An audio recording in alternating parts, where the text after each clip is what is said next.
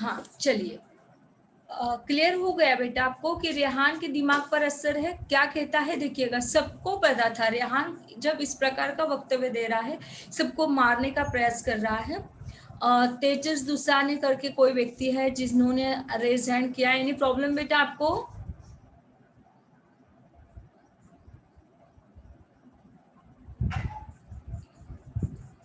तेजस दुसाने करके raise hand करके आया हुआ है, हमारी स्क्रीन पर दिखाया जा रहा है मोबाइल लैपटॉप के। तो किसी को कोई प्रॉब्लम है क्या तेजस जी?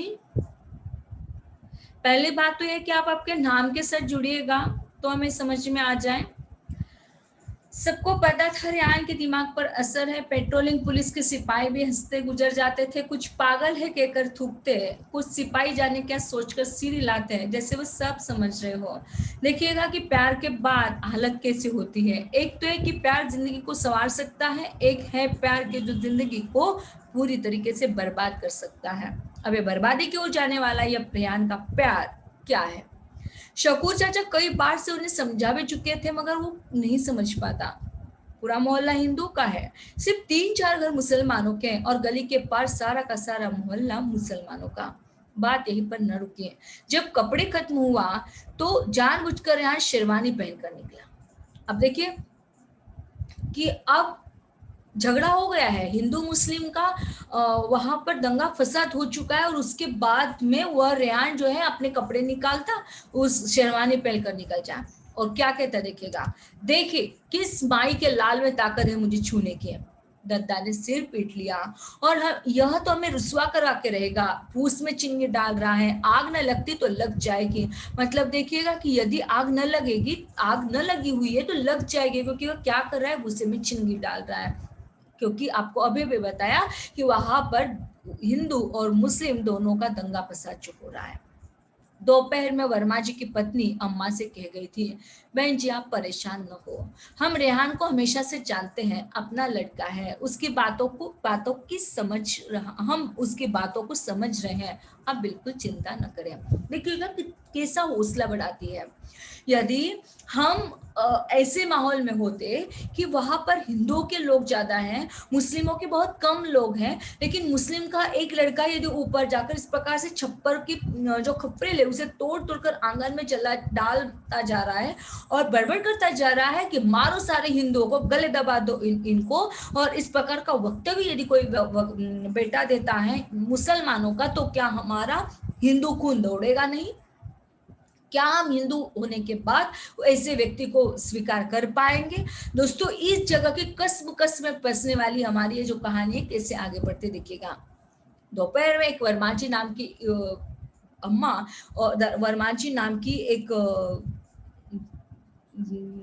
औरत दोपहर में अम्मा से मिलने आई और क्या कहती देखिएगा, बहन जी परेशान न हो, हम रेहान को हमेशा से जानते हैं। एक मानवीयतावादी दृष्टिकोण जो एक औरत का होना चाहिए, वही औरत में होने वाली जो भाव भूमिका है, संवेदना वाली, वह संवेदना यहाँ पर उभर कर आती है। और वो संवेदना भी कैसे, देखिए ना बहन जी तुम परेशान न हो, हम रेहान को हमेशा से जानते हैं, अपना लड़का है, उसकी बातों को समझ रहे हैं, आप बिल्कुल चिंता न करें।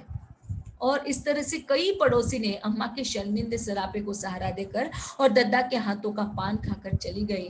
अमर सुता मूली बैठी रही, क्या कहती है देखिएगा। दोस्तों यहाँ तक यदि हम लोग देखते हैं हमारी कहानी को, तो हमारी ये जो कहानी है, यहाँ तक आते आते हम लोग इस निष्कर्ष पर पहुंच जाते हैं देखिएगा कि जो कहानी में हिंदू और मुस्लिम का फासला है, हिंदू और मुस्लिम इन दोनों के नितांत अंतर को बताने का प्रयास किया जा रहा है, लेकिन अंत में दोनों एक हो जाते हैं। क्योंकि जब मुसलमान का बेटा इस प्रकार का वक्तव्य देता है और उसी जगह पर हिंदुओं की बहुएं, हिंदुओं की पत्नियां उसके घर पर जाकर उसे सराहना देती है कि नहीं हम जानते हैं रेहान के वक्तव्य को, रेहान की बातों को हम समझ सकते हैं, निश्चित ही तौर पर मानवीयता वहां पर जीवित है। दोस्तों इस कहानी के माध्यम से हमें सीख मिलती है कि कितना भी कोई चिढ़ाने वाला व्यक्ति को क्यों ना आ जाए, हमें बिल्कुल शांति के साथ रहना चाहिए, आनंद के साथ उस व्यक्ति का सामना करना आना चाहिए। यहाँ तक क्लियर हुआ बेटा? Yes ma'am. आपकी आज्ञा है आगे जाने की? Yes ma'am. हाँ, अब चलते हैं दोस्तों, हम उस प्यार भरे दास्ता को सुनाते हैं कि कब उन दोनों की मुलाकात हुई थी। किन दोनों की मुलाकातों की बात चल रही है यहाँ पर, बताइएगा जरा, किन दोनों की। रेहान और सुरैया आपा। वेरी गुड, चलो बहुत बढ़िया। अब चलते हैं, वह दोनों कब मिले थे, कैसे मिले थे, कहाँ मिले थे और उनकी प्रेम यात्रा कैसे आगे बढ़ी। रेहान ने फर्स्ट क्लास में एमए पास किया, 5 साल की नौकरी की तलाश थी, पीएचडी से मन उचट हुआ था। सुरैया से उसकी दोस्ती बीए में हुई थी, दोस्ती इश्क में बदली और फिर शादी के वायदों में। मगर जब घर वालों को पता चला तो उन्होंने सुरैया से साफ कह दिया, सैयद की लड़की शेखों में नहीं जाएगी, खानदान भी छोटा, औसत लोग। फिर 2 वर्ष से बेकार लड़का, लड़की का गला न घोटते ऐसे घर में शादी करने से। देखिएगा, वस्तु स्थिति अब आपके सामने है। रेहान और सुरैया आपा की दोस्ती कब हुई, बीए में हुई। रेहान अब क्या कर चुका है, तो रेहान फर्स्ट क्लास में एमए पास कर चुका है और 5 साल की नौकरी की तलाश भी कर रहा है। पीएचडी करना चाहता था, लेकिन पीएचडी से उसका मन उचट गया। और उनकी जो दोस्ती सुरैया और रेहान की इश्क दोस्ती थी पहले, और उनकी दोस्ती फिर इश्क में बदली और फिर शादी के वायदों में। मगर जब घर वालों को पता चला, तब सुरैया के घर वालों ने पूरी तरीके से साफ मना कर दिया कि सैयद की लड़की शेखों में नहीं जाएगी। देखिएगा, यहाँ पर यदि हम केवल मुस्लिम समाज की बात करती है तो मुस्लिम समाज को भी 2 हिस्सों में बांट दिया, एक सैयद और दूसरा शेख। तो सैयद की लड़की जो है वह शेखों में नहीं जाएगी, क्योंकि वहाँ की जो औसत है, वहाँ का जो खानदान है, वह सैयद का बड़ा होता है और शेखों का छोटा होता है। और फिर उसमें और एक बात आ गई कि 2 साल से बेकार लड़का है, लड़की का गला न घोटते ऐसे घर में शादी करने से। बहुत दिनों तक यह बात रेहान से छुपी रही, मगर जब सुरैया की मंगनी हो जाने की बात उसके कान में पहुंची तो उसे एकाएक यकीन ही नहीं आया। परसों ही तो सुरैया से उसकी मुलाकात हुई थी, उसने जरा भी इशारा किया हो, अपनी बेबसी पर बेकरार हो उठा। सुरैया के घर तो जा नहीं सकता था, घूटता रहा। वायदे के मुताबिक सुरैया जुम्मे के दिन भी आई भी नहीं। अब वादा किया होगा दोनों ने एक दूसरे को मिलने का, लेकिन वादे के मुताबिक सुरैया उस दिन नहीं आई। और यदि उसे पता चलता तो शायद वो कुछ कार्य कर सकता था, लेकिन जरा भी उसने इशारा नहीं किया। अभी परसों के दिन सुरैया रेहान से मिलने के लिए गई थी, लेकिन जब सुरैया की मंगनी होने जाने के बाद एक दूसरे के कानों की खबर जब रेहान पर पहुंच जाती है तो रेहान की हालत ऐसी हो जाती है, बेकारी, इश्क में नाकामी और बेवफाई, इस सारे तीनों चीजों ने रेहान को दीवाना बना दिया। दद्दा का ख्याल था कि सुरैया की फुफ्फी ने रेहान पर जादू टोना किया। वह बहुत जल्लाद दिल की औरत है, उसने अपनी सौत के गुप्त अंगों को जलते चिमटे से दागा था। ऐसे बुरे लोगों के बीच में रेहान जाकर फंस गया। जितना रेहान को सुरैया से नफरत दिलाई जाती, उतना ही वह उसके लिए अधिक व्याकुल होता गया। देखिए दोस्तों, कितनी बड़ी बात यहाँ पर उन्होंने बताई कि रेहान किस रूप में दीवाना बना। पहली तो बेकारी, क्योंकि उसके पास डिग्री है लेकिन नौकरी नहीं। इश्क मतलब नौकरी होती तो छोकरी मिल सकती, लेकिन तीनों के बिल्कुल देखिएगा कि किस प्रकार से वो एक जगह पर उसे लड़की तो मिलती है, इश्क तो मिल जाता है, लेकिन इश्क में वह कामयाब नहीं हो पाता, तो इश्क में नाकामयाब हो जाता है। एक ओर से नौकरी नहीं मिल पाती, दूसरी ओर से इश्क में नाकामयाब हो जाता है, और तीसरे रूप में वह जो सुरैया है उसके साथ बेवफाई कर देती है। और इन 3 रीजन की वजह से, केवल यही 3 रीजन है कि रेहान आज दीवाना बन चुका है। और जो दद्दा है, दद्दा का ख्याल क्या है कि सुरैया की जो फुफ्फी है उसने रेहान पर जादू टोना कर दिया। वह बहुत जल्लाद दिल की औरत है, उसने अपने सौत के गुप्त अंगों को जलते चिमटे से दागा था, और ऐसे बुरे लोगों के बीच में रेहान जाकर फंस गया। जितना रेहान को सुरैया से नफरत दिलाई जाती, उतना ही वह उसके अधिक व्याकुल होता गया। मतलब देखिएगा, जितना हम उस व्यक्ति के निकट दूर दूर होना चाहते, जितनी दरार डालना चाहते थे, लेकिन उतने ही हम अधिक घनिष्ठ होते चले जाते हैं। फसाद फिर हो गया, शहर में तनाव बढ़ गया, पुलिस हरकत में आ गई और रेहान बेकरार ऊपर छप्परों पर बैठा फिर और फोल बकने लगा। आज उसे नौकरी मिल जाती तो क्या सुरैया की शादी की तारीख तय हो पाती। नारायण का जुमला नस्तर चुभ हो रहा था, रहते ही हिंदुस्तान में मगर सपने देखते पाकिस्तान के। दिल चाहा पटक पटक कर नारायण को मारकर पूछे, मंदिरों की मूर्तियां डॉलर और पाउंड के लालच में कौन बेचता है? उसकी बातों की हकीकत को कोई समझना नहीं चाहता। सब उसे पागल और दीवाना कहते हैं। कोई नहीं पकड़ता इन गद्दारों को जो शराफत का लिबास पहनकर दूसरों पर कीचड़ उछालते हैं। उसका खून फिर से गर्म होने लगा। सुरैया की छत पर जाकर उसके कपड़े फैलाकर बुआ नीचे गई है। धानी दुपट्टा हवा में लहरा रहा है। चीटदार शलवार व कमीज हवा में फटफटा रही है।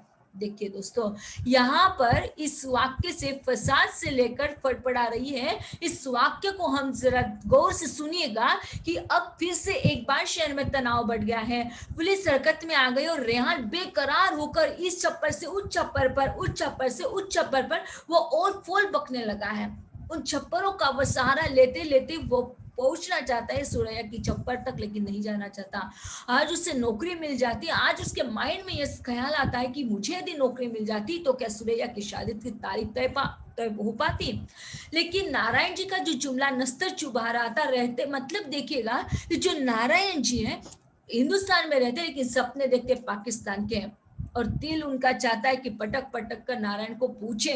मतलब देखिएगा कि एक जिंदगी की वास्तविकता के साथ वह हम लोगों से परिचित करा देना चाहता है कि मंदिरों की जो मूर्तियां होती है डॉलर और पाउंड के लालच में जो हम विदेश में पहुंचा देते हैं और विदेश में बेच देते हैं, तो उसकी बातों की हकीकत को कोई समझना नहीं चाहता। सब उसे पागल और दीवाना कहता है। कोई नहीं पकड़ता ऐसे गद्दारों को जो शराफत का लिबास पहनकर दूसरों पर कीचड़ उछालते। कई ऐसे लोग होते हैं दोस्तों कि ऐसे लोग अपने आप को बहुत बड़े शराफत वाले लोग समझते हैं, लेकिन शराफत का लिबास पहनकर दूसरों पर कीचड़ उछालना उत्तरदायी तो नहीं होता, बल्कि वह अपने आप को सुधारने का एक अवसर होता है। उसका खून फिर से गर्म होने लगा। सुरैया की छत पर उसके कपड़े फैलाकर बुआ नीचे गई। धानी दुपट्टा हवा में लहरा रहा है। चीटदार शलवार और कमीज हवा में फटफटा रही है। मारो कातिलों को, मारो मेरे कातिल को। सब नामर्द अंदर बैठे हैं, कोई नहीं बाहर निकलता है। यह मेरा वतन है, मेरा वतन। देखता है कौन मुझे जीने से रोकता है। हिम्मत है तो आओ, निकलो। एक एक का सिर फोड़ डालूंगा, कहकर उसे कपड़े फेंकने फिर से आराम कर दें। गनीमत यह थी कि 2 घंटों के लिए कर्फ्यू हटा था। शकूर चाचा गुस्से से कांपते हुए ऊपर चढ़े। बिना कुछ कहे 2 जोरदार चाटे रेहान के मुंह पर चढ़े और पीठ पर 2-4 घूसे। बदतमीज, बेअदब, जो मुंह में आता है बकता चला जा रहा है। धक्का देकर नीचे आंगन में रेहान को ऐसे गिराया और लात घुसों की उस पर बारिश कर दी। सुरैया सिर पर सवार है, हिम्मत है तो उसके बाप को गालियां दो, उससे डरता है डरपोक। शकूर चाचा रेहान और कहते बम के धमाके से वह चौक पड़े, लपक कर बाहर भागे। आंगन में रेहान भाई औंधे पड़े थे। मुंह से राल बहकर आंगन की मिट्टी भिगो रही थी। नरगिस का दिल भैया के सिर से मिट्टी झाड़ने को चाह रहा था, मगर सबके फूले मुंह देखकर वह भी सहमी बैठी रही। ऊपर नीचे, ऊपर नीले आसमान पर बेशुमार चिले पंख ऊंचा फैलाए ऊंची उड़ान भर रही थी। बाहर खामोशी छा गई थी। कर्फ्यू फिर से शुरू हो गया था। शकूर चचा ने खिड़की से पुकार कर कहा, अम्मा, कल्लन मियाँ चल बसे। अफजल के बनाए बम फट गए। पुलिस उनके घर में है। कल्लन मियाँ की बीबी भी जख्मी हुई है और अफंजल उसकी बोटियां छत की बल्लियों से लटक रही है। हाय, कैसा बुरा जमाना लगा। दद्दा इतना कहकर रह गई। नरगिस के आसमान पर टिकी आंखें खौफ जुदा हो गई। कहीं भैया को मरा समझकर चील उसे बदला लेने ना आ जाए। इस ख्याल से आते ही नरगिस भागे और रेहान भैया की चौड़ी पीठ से लिपट गए। दोस्तों, यहाँ पर भाई बहन के प्यार को कितनी सतर्कता से प्रस्तुत किया हुआ है। देखिए कि वो तो मरने की कल्लन मियाँ की बात तो उन्होंने यहाँ पर बता दी, लेकिन नरगिस उन चीलों को देखकर डर रही थी कि जिन चीलों को हमारे भैया हमेशा चिलोरी बच्चों वाली चिलोरिया ऐसा कहकर चिढ़ाते थे, कहीं वह चिले मेरे भाई का प्रतिशोध लेने के लिए, बदला लेने के लिए वहां पर ना जाए। और इस कारण रेहान की चौड़ी पीठ से वह लिपट जाती है भागती हुई, कि उस ख्याल से कि कहीं वो बदला लेने के लिए न आ जाए। रात अंधेरी, शहर खामोश, धड़कते भयभीत दिल, भारी बूटों और लाठियों के ठक ठक को सुनते सुनते सब सो गए थे। रेहान चुपचाप छप्पर पर बैठा दूर तक फैली खाली सड़क पर नजरें गाड़े जाने क्या देखने की कोशिश। अब देखिएगा, इस हालत से हमारा जो रेहान है वह अब जागृत हो चुका है। अब फिर से एक बार हमारा रेहान छप्पर पर जाकर बैठ गया। रेहान के मन में आज सुरैया के लिए नफरत ही नफरत उफन रही थी। सुरैया का विवाह पाकिस्तान में किसी बड़े ऑफिसर से हो रहा था, इसलिए वे चुप रही थी कि शादी के बाद सरहद के पार निकल जाएगी। सरहद के इस पार किसी के दिल पर कौन सी बिजली गिरेगी, वह इन सारे एहसासों से पूरी तरह से आजाद हो जाएगी। देखिए बेटा, ये वाक्य जितना महत्वपूर्ण है, उस वाक्य को आप आपके दिल में, आप आपके माइंड में, आप आपके इस सुपर कंप्यूटर में गाड़ लीजिएगा कि किस प्रकार से हम यदि किसी व्यक्ति पर प्यार करते हैं, प्यार का इजहार यदि किसी व्यक्ति के साथ करते हैं, तो उसके साथ जिंदगी का क्या आगे का जो पूरा दौर है, क्या वह ठीक ठाक ढंग से चल पाएगा, यह भी आपको पहले तय करना है। और उसके बाद प्यार का इजहार करना है, प्यार का इंतजार करना है और प्यार को अपनाना है। तीन बातें हमने इंतजार की, इजहार को और अपनाने की बात की। साथ ही में आपको हमने एहसास की बात दिला दी कि ऐसा दौर को आपको पूरी जिंदगी भर समा पाएगा। ऐसे दौर के साथ जो व्यक्ति आपका हाथ थाम लेगा, उसी के साथ आपको तय करना है।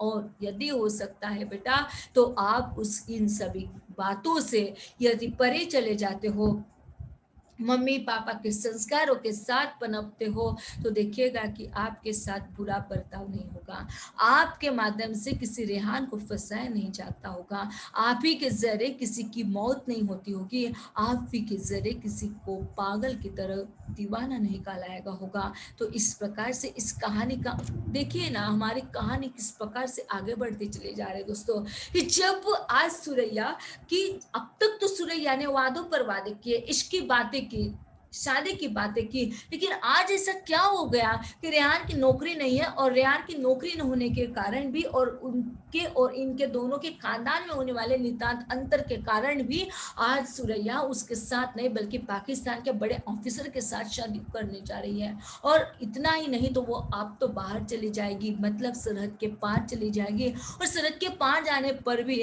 क्या किसी के दिल पर बिजली गिरेगी? क्या वो उस एहसास उसे है, और उस एहसास से वो पूरी तरीके से आजाद हो जाएगी। बेटा यहाँ तक क्लियर हुआ? आपकी आज्ञा है आगे बढ़ने की? Yes ma'am. Very good. घंटा घर ने 12 बजाए, रात की खामोशी फट गई। रेहान ने आसमान पर नजर डाली, तारे छिटके थे। वह व्याकुल हो उठा, खड़े होकर उसने चारों तरफ देखा। पीली मलगिजी रोशनी में गलियां बंद दरवाजों से लिपटी सिसक रही थी। मन में बवंडर उठा, छप्पर छप्पर आगे बढ़ने लगा। गर्मी के दिन थे, लोग अपने आंगनों में लेटे सो रहे थे। सुरैया का पक्का ऊंचा मकान पल पल उसके समीप होता जा रहा था। काश काश एक बार उस बेवफा से मुलाकात हो जाती तो बताता कि नफरत में भी उतनी शिद्दत होती जितनी इश्क में। अपने अल्फाजों से आग लगा दूंगा उसके खामोश सर्रापे में, सारी उम्र अंगारों पर लौटती रहेगी। नीचे आंगन में कोई भयभीत आवाज उभरी, कौन कौन है? क्या हुआ? नीचे आंगन में घर वाले जाग गए थे और एक दूसरे से पूछ रहे थे। रेहान चौंक पड़ा, जाने किसका घर है। वह दबे पांव घर की तरफ लौटने लगा। देखिए वो किस प्रकार से छप्पर छप्पर आगे बढ़ रहा है, एक छप्पर छोड़ दिया, ऊपर छप्पर छप्पर, और इस प्रकार से वह अब अपनी जो सुरैया है उसके घर के आंगन के पास में वो पहुंच, मतलब वो छप्पर बाय छप्पर पहुंचना चाहता है, लेकिन उसका पक्का ऊंचा मकान होने के कारण वो उसके समीप पहुंचना चाहता था, लेकिन नहीं जा पाया। और वो कहता है कि काश एक बार उस बेवफा से मुलाकात हो जाती तो मैं बता देता कि नफरत में भी कितनी शिद्दत होती है जितनी इश्क में होती है। अपने अल्फाजों से मैं आग लगा दूंगा उसके खामोश सर्रापे में कि सारी उम्र तक वह अंगारों पर लौटती रह जाएगी। और उसी समय में जब वो इस प्रकार से चलता जा रहा है, मकान पर मकान पार करते चला जा रहा है और अचानक अनायासी एक घर से आवाज निकली, कौन है कौन है? और कुछ नहीं, बिल्ली होगी, तुम सो जाओ। आंगन से आवाज उभरी और फिर से खामोशी छा गई। लौटते हुए उसके कानों में उन्हीं घरों में से एक दबी दबी महीन आवाज पहुंची, बचाओ बचाओ। बढ़ते कदम रुक गए। ठीक उसी के पैरों के नीचे कुछ घट रहा है। तड़प कर वह उस घर के आंगन में कूदा और तेजी से दालान की तरफ बढ़ा। आवाज कमरे से बुलंद हो रही थी। पैर की ठोकर दरवाजे पर मारी, दरवाजा भिड़ा हुआ था। दोनों पट फट से खुल गए। बेटा, यह एक ऐसा इंसिडेंट इस जगह पर होने जा रहा है कि इस इंसिडेंट को जब हम आपके सामने कहेंगे तो सही में आपके शरीर पर रोंगटे खड़े हो जाएंगे। अब चलते हैं हम। यहाँ तक क्लियर हुआ बेटा आपको? Yes ma'am. ओके। एक लड़की को पकड़े दो लड़के खड़े थे और वह उनसे अपने को छुड़ा रही थी। पास से सूखा सा लड़का बैठा बीड़ी पी रहा था। क्या बात है, क्या बात है? रेहान की आवाज से वह चौंकर उछले और फिर उग्रता से आगे बढ़े। पहचाना नहीं? अपना पार्टनर है यार, रेहान है रेहान, एक ने हंसते हुए कहा। वह दीवाना है रेहान? दूसरे ने हैरत से पूछा। यह कौन है? रेहान के अंदर घुसते हुए पूछा। दिखता नहीं है क्या? लड़की है और कौन? अब रेहान जो है ना, तो रेहान उसके साथ बात कर रही है कि ये कौन है। वो कहता है लड़की है और कौन है? दिखता नहीं? एक लड़के ने हंसकर कहा। सुझाए तो तुम्हें कुछ नहीं दे रहा है दरिंदे। इतना कहकर रेहान ने उसके मुंह पर गुस्सा मारा और जैसे उसने उसके मुंह पर गुस्सा मारा, खून का फुवारा छूटा और सामने के दांत उछलकर दूर जा गिरे। लड़की हिंदू थी और कमसीन भी, मतलब कम आयु की वह लड़की थी और हिंदू थी। कर्फ्यू लगने की आपाधापी में यह लोग उसे उठा लाए थे। भीड़ भड़के में किसी को पता भी न चला कि कौन किधर जा रहा है। सबको इतने कम वक्त में सामान खरीदना मिलना जुलना रहता था कि बौखलाए लोग ये समझ नहीं पाते थे कि उनके आसपास क्या घट रहा है। मतलब जब कर्फ्यू लग रहा था, उस भीड़ भड़के में इन लोगों ने इस लड़की को उठा कर लेके आए और वो जो लड़की थी वो हिंदू थी और साथ में कमसीन भी, मतलब कम आयु की। घृणा की आग में वासना की लकड़ी दहक उठी थी। दोनों लड़के पगलाए हुए थे। इतनी मुश्किल एवं कोशिशों से वह बेला फुसला कर लड़की को यहाँ पर लाए थे और रेहान सारा मजा किरकिरा कर रहा है। तुमको बड़ी हमदर्दी हो गई इस हिंदू लौंडिया से? दादा टाइप दूसरे लड़के ने गर्दन से रुमाल निकालकर पैर पर मारते हुए बड़ी शान बेनाज से कहा, जिसने भिड़ने की चुनौती थी। मतलब देखिए कि एक को तो रेहान ने मार दिया उसके मुंह पर और खून का फुवारा भी निकल पाया, लेकिन दूसरा जो था उसने कहा कि क्या तुम्हें इस लड़की से हमदर्दी हो चुकी है? दादा टाइप का वो लड़का था, उसने गर्दन से रुमाल निकाला और पैर पर मारते हुए बड़ी शान से कहा, बेनयाजी से कहा, मतलब बहुत अच्छे अंदाज से कह दिया, बहुत।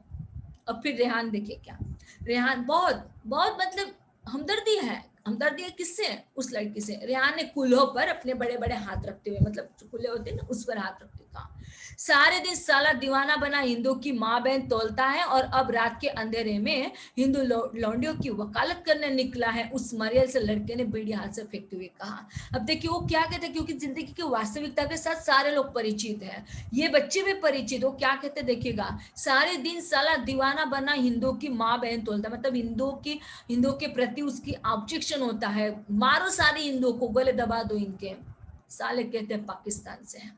अब ये जो वाक्य है, इस वाक्य से सारे लोग परिचित हो जाते हैं और कहते हैं कि साला दीवाना बना हिंदुओं की माँ बहन तोलता है। और इस वक्त मेरे तन मन में उतनी ही आग लगी हुई है जितनी तुम्हारी बहन को किसी हिंदू के घर में इस हालत में देखकर लगती। रेहान ने सीना तान कर गर्दन ऊपर उठाए।